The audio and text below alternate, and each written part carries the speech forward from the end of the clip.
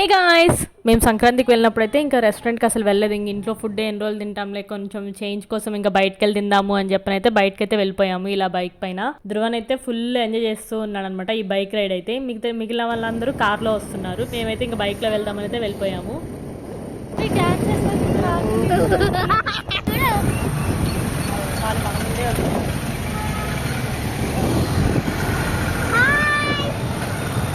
ఎప్పుడు వెళ్ళే రెస్టారెంట్స్కి కాకుండా సరే వేరే దానికి వెళ్దాము అని లాస్ట్ ఇయర్ గ్రాండ్ అని చెప్పని వెళ్ళిపోయాము. అసలు ఏమని చెప్పాలి, అసలు నాకైతే అస్సలు నచ్చలేదు అనమాట. అంబియన్స్ నచ్చలేదు, సో అసలు ఆ ఫుడ్ నచ్చలేదు.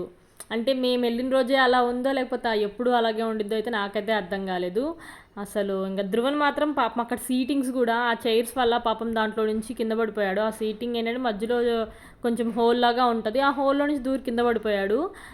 తర్వాత ఫస్ట్ మేమైతే ఎప్పుడు చికెన్ లాలీపాప్ ట్రై చేద్దామని లాలీపాప్స్ తీసుకున్నాము. అవి చికెన్ లాలీపాప్సా లేకపోతే ఏంటో కూడా అర్థం కాలేదు. అంటే లాలీపాప్ సైజులో లాగా లేవన్నమాట, పెద్ద పెద్దగా అలా ఉన్నాయి. అపోలో ఫిష్ కూడా అంత నచ్చలేదు టేస్ట్ కానీ, అంత స్మెల్లీగా వచ్చిందనమాట. తర్వాత చికెన్ 555 ఇది కూడా డిసప్పాయింటే.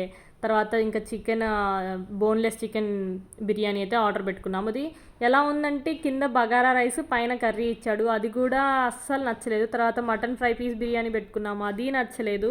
అసలు ఎలా ఉందంటే మా పరిస్థితి ఏదో అనుకుంటే ఇంకేదో అయ్యింది, అలా అయిపోయింది. అదేంటో మనం ఎప్పుడైనా ఫుడ్ మంచిగా ఎంజాయ్ చేద్దాం అనుకున్నప్పుడే ఇట్లాంటివి జరుగుతూ ఉంటాయి. మీలో ఎప్పుడైనా ఎవరికైనా ఇలా జరిగిందా? Let me know in the comment section. Bye.